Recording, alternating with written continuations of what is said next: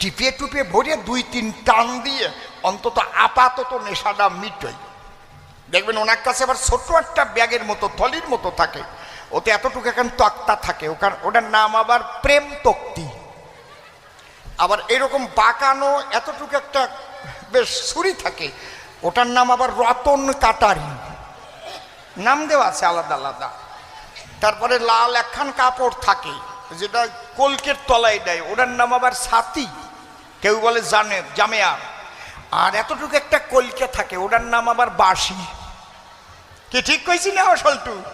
হ্যাঁ, কায়দা আছে।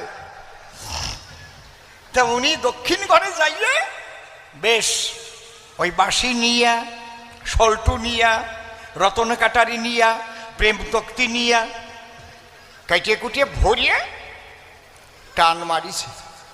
যেই টান দিছে